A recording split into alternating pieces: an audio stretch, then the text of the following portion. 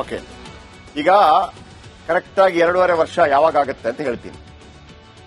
ನನಗೆ ಒಂದು ಡೌಟ್ ಏನಪ್ಪಾ ಅಂತಂದ್ರೆ, ಈ ಕಾಂಗ್ರೆಸ್ ಅಲ್ಲಿ ಅನೇಕರು ಬೇರೆ ಬೇರೆ ರಾಜ್ಯಗಳೇ ಹೇಳ್ತೀನಿ, ಅಲ್ಲೂ ಕೂಡ ಹಿಂಗೇ ಅಧಿಕಾರ ಹಂಚಿಕೆ ಆಯಿತು. ಈ ಒಂದು ವಿಚಾರಕ್ಕೆ ಮಾತ್ರ ನನಗೆ ಡಿ ಕೆ ಶಿವಕುಮಾರ್ ಬಗ್ಗೆ ಡೌಟ್ ಇದೆ. ಈ ಒಂದು ವಿಚಾರದಲ್ಲಿ ಮಾತ್ರ ನಿಮಗೆ ಉದಾಹರಣೆ ಸಮೇತ ಹೇಳ್ತೀನಿ. ಕಾಂಗ್ರೆಸ್ ಅಲ್ಲಿ ಇಲ್ಲಿ ತನಕ 50-50 ರೀತಿಯಲ್ಲಿ ಅಧಿಕಾರ ಹಂಚಿಕೆಯಾದ ಉದಾಹರಣೆ ಇಲ್ಲ. ಹೀಗೆ ಆದ್ರೆ ಅದು ಇತಿಹಾಸ ಯಾಕೆ ಅಂತ ಕೇಳ್ತೀನಿ. ಹಾಗಾಗಿ ಕಾಂಗ್ರೆಸ್ನ ಇತಿಹಾಸವನ್ನು ನೋಡಿದ್ರೆ ಡಿ ಕೆ ಶಿವಕುಮಾರ್ಗೆ ಕಾಂಗ್ರೆಸ್ ಅನ್ಯಾಯ ಮಾಡುತ್ತಾ ಅಂತ ಒಂದು ಪ್ರಶ್ನೆ ಉದ್ಭವ ಆಗುತ್ತೆ. ಇದೇ ನವೆಂಬರ್ 13ನೇ ತಾರೀಕಿಗೆ ಸಿದ್ದರಾಮಯ್ಯನವರು ಸಿಎಂ ಆಗಿ 2.5 ವರ್ಷ ಆಗುತ್ತೆ.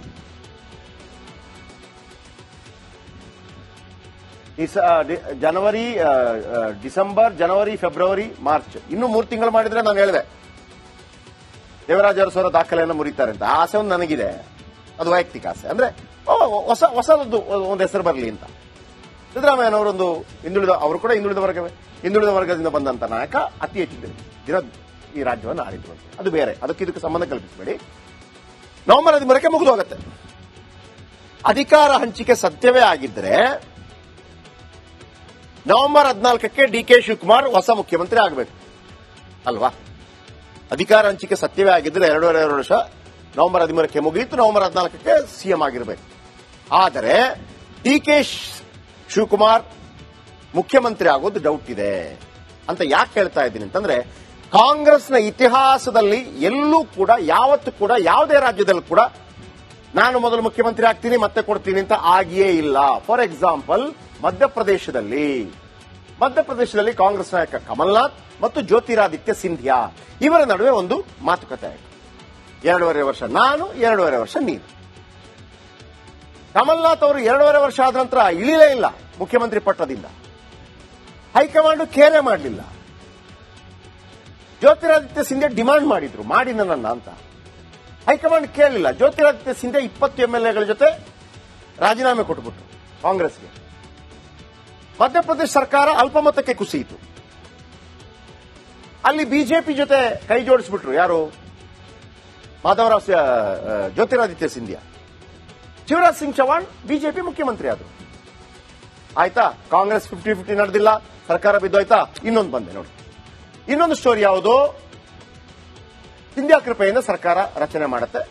ಛತ್ತೀಸ್ಗಢಕ್ಕೆ ಬನ್ನಿ. ಛತ್ತೀಸ್ಗಢದಲ್ಲಿ ಕಾಂಗ್ರೆಸ್ ನಾಯಕ ಬಘೇಲ್ ಮತ್ತು ದಿಯೋ ಇವರಿಬ್ಬರ ನಡುವೆ 50-50 ಅಂತ ಆಯ್ತು. ಅಲ್ಲೂ 2.5 ವರ್ಷ ಅಂತ ಒಪ್ಪಂದವಾಗಿತ್ತು. ಆದರೆ ಬಘೇಲ್ ಇಳಿಲಿಲ್ಲ, 5 ವರ್ಷ ಅವರೇ ಸಿಎಂ ಆಗಿದ್ರು. ಈಗ ರಾಜಸ್ಥಾನದಲ್ಲಿ ಅಶೋಕ್ ಗೆಹ್ಲೋಟ್ ಮತ್ತು ಸಚಿನ್ ಪೈಲಟ್ ಸಿಎಂ ಆಗಲು ಪೈಲಟ್ ಅವರು ನಾನಾ ಸರ್ಕಸ್ ಮಾಡಿದ್ರು. ಆದರೆ 2.5 ವರ್ಷ ಕಳೆದ ನಂತರ ಅಶೋಕ್ ಗೆಹ್ಲೋಟ್ ಇಳಿಲೇ ಇಲ್ಲ. ಅಶೋಕ್ ಗೆಹ್ಲೋಟ್ಗೆ ಎಐಸಿಸಿ ಅಧ್ಯಕ್ಷ ಮಾಡ್ತೀನಿ ಅಂತಂದ್ರು. ಇಳಿಲೇ ಇಲ್ಲ ಅವರು.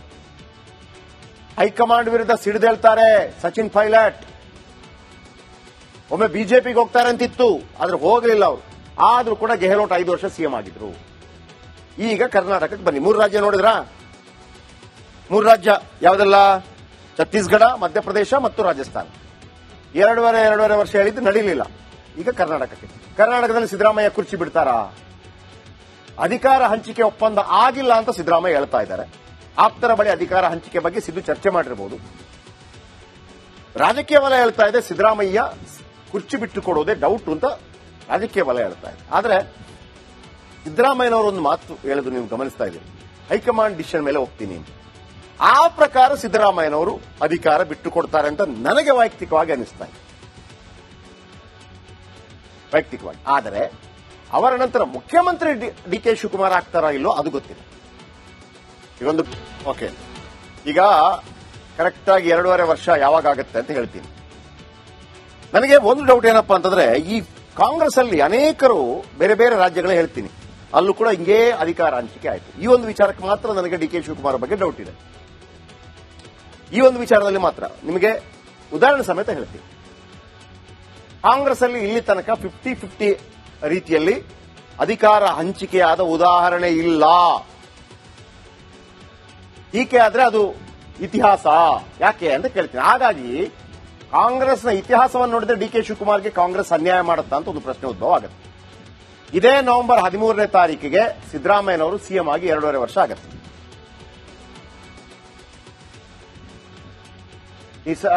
ಜನವರಿ, ಡಿಸೆಂಬರ್, ಜನವರಿ, ಫೆಬ್ರವರಿ, ಮಾರ್ಚ್ ಇನ್ನು 3 ತಿಂಗಳು ಮಾಡಿದ್ರೆ ನಾನು ಹೇಳಿದೆ ದೇವರಾಜ ಅರಸು ದಾಖಲೆಯನ್ನು ಮುರಿತಾರೆ ಅಂತ. ಆ ಆಸೆ ಒಂದು ನನಗಿದೆ, ಅದು ವೈಯಕ್ತಿಕ ಆಸೆ. ಅಂದ್ರೆ ಹೊಸದೊಂದು ಒಂದು ಹೆಸರು ಬರಲಿ ಅಂತ. ಸಿದ್ದರಾಮಯ್ಯನವರೊಂದು ಅವರು ಕೂಡ ಹಿಂದುಳಿದ ವರ್ಗದಿಂದ ಬಂದಂತ ನಾಯಕ, ಅತಿ ಹೆಚ್ಚು ದಿನ ಈ ರಾಜ್ಯವನ್ನು ಆಳಿದ್ರು ಅಂತ. ಅದು ಬೇರೆ, ಇದಕ್ಕೆ ಸಂಬಂಧ ಕಲ್ಪಿಸಬೇಡಿ. ನವೆಂಬರ್ 13ಕ್ಕೆ ಮುಗಿದು ಹೋಗುತ್ತೆ. ಅಧಿಕಾರ ಹಂಚಿಕೆ ಸತ್ಯವೇ ಆಗಿದ್ರೆ ನವೆಂಬರ್ 14ಕ್ಕೆ ಡಿ.ಕೆ. ಶಿವಕುಮಾರ್ ಹೊಸ ಮುಖ್ಯಮಂತ್ರಿ ಆಗಬೇಕು ಅಲ್ವಾ? ಅಧಿಕಾರ ಹಂಚಿಕೆ ಸತ್ಯವೇ ಆಗಿದ್ರೆ 2.5 ವರ್ಷ ನವೆಂಬರ್ 13ಕ್ಕೆ ಮುಗಿಯಿತು, ನವೆಂಬರ್ 14ಕ್ಕೆ ಸಿಎಂ ಆಗಿರಬೇಕು. ಆದರೆ ಡಿ.ಕೆ.